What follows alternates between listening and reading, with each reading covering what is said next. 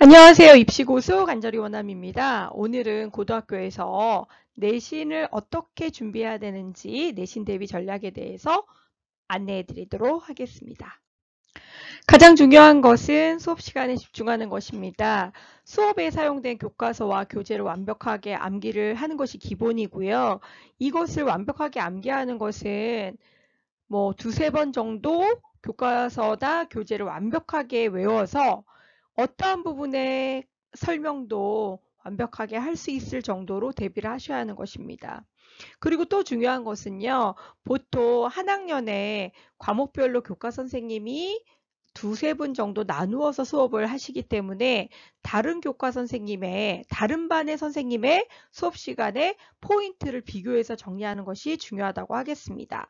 그래서 그 똑같은 교재를 가지고 선생님들마다 설명한 부분이 강조한 부분이 다를 수 있지만 공통적으로 강조한 부분의 문제들이 시험에 출제된다고 하겠습니다. 그래서 다른 반 친구의 교과서나 교재를 가지고 공통적으로 중요하다는 것을 비교해 가면서 필기를 한 것을 따로 기록해 두는 것이 필요하다고 했습니다.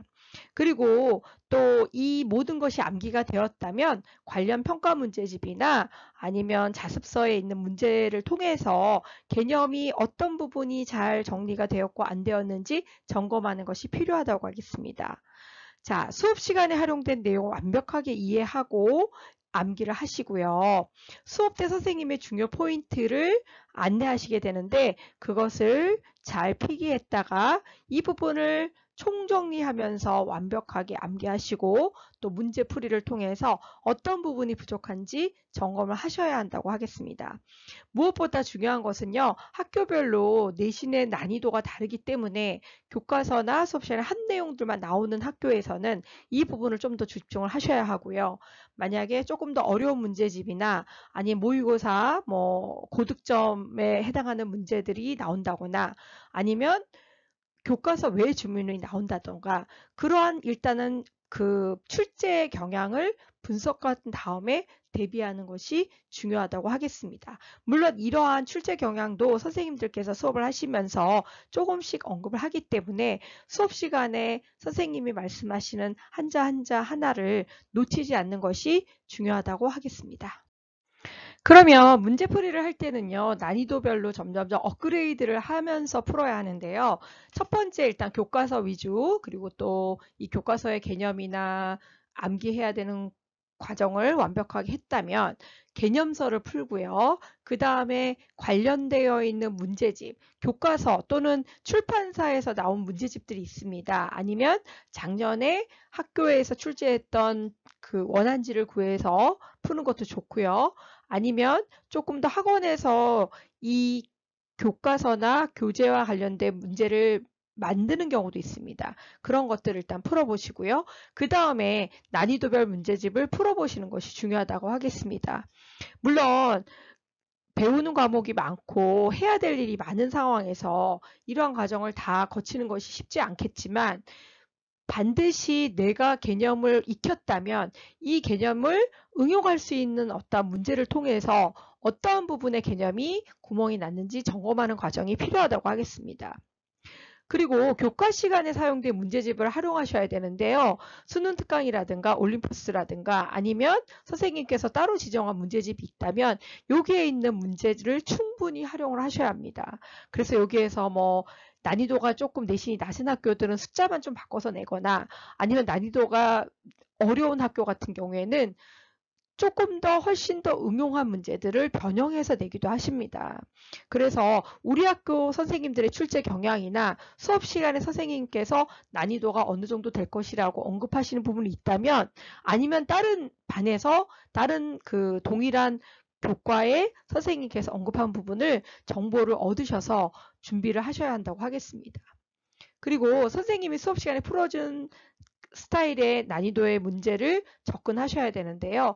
선생님이 관련된 문제를 수업 시간에 칠판에 적거나 아니면 프린트를 통해서 문제를 풀어주실 때 이 풀어준 문제 스타일이나 난이도에 관련돼 있는 응용된 확장된 문제들을 풀어보시면 도움이 되겠습니다. 그래서 무조건 학원에서 선생님들께서는 수업을 어떻게 하셨는지 다 알 수가 없습니다.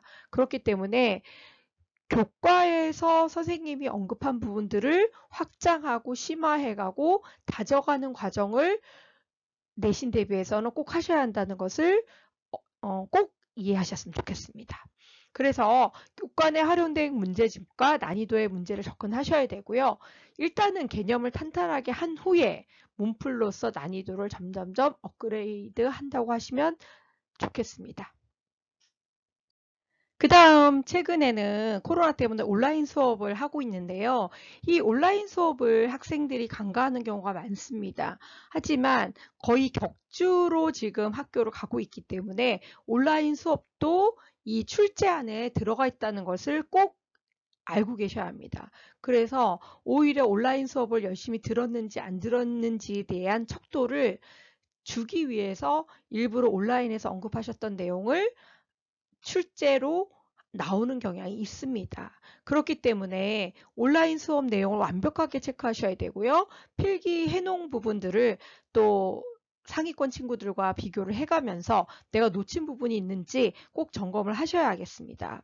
그리고 온라인 수업 때 짚어준 부분과 활용된 영역을 대비하여야 합니다. 보통 온라인 수업 때 선생님께서 설명을 한 다음에 이 부분을 조금 간과해서 놓쳤다면 이 적용되어 있는 다른 부분 아니면 이 부분과 선생님이 조금 더 오프라인 수업에서 연결해서 수업을 하셨다면 이 두 부분의 개념이라든가 연계되어 있는 그 확장되어 있는 부분을 완벽하게 이해하여야 한다고 하겠습니다. 그리고 무엇보다 중요한 것은요. 그 잘하는 상위권 친구의 노트라든가 온라인 수업에서 중요하게 생각했던 부분을 같이 비교하면서 내가 놓친 부분 또는 중요한 부분을 한 번 더 점검하는 과정이 필요하다고 하겠습니다. 온라인 수업이 너무나 중요하고요. 학생들이 열심히 안 듣고 있기 때문에 놓칠 수 있는 부분이 많습니다. 그래서 기록과 정리를 통해서 내신을 완벽하게 대비하는 것이 필요하다고 하겠습니다.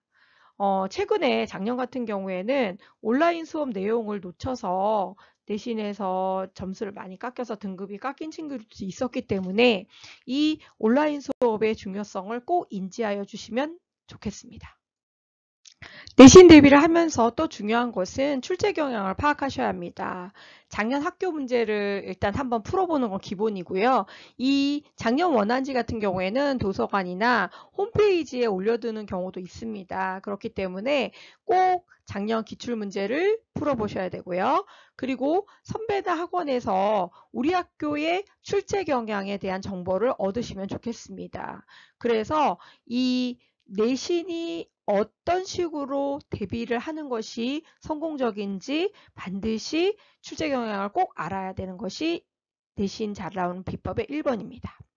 그 다음에 최근에 EBS 연결이 하락되었기 때문에 3월 학평을 활용하실 때도 조금 확장되어서 꼭 그 EBS에 나오는 부분 외의 것들도 나온다는 것을 잊지 않으셨으면 좋겠습니다.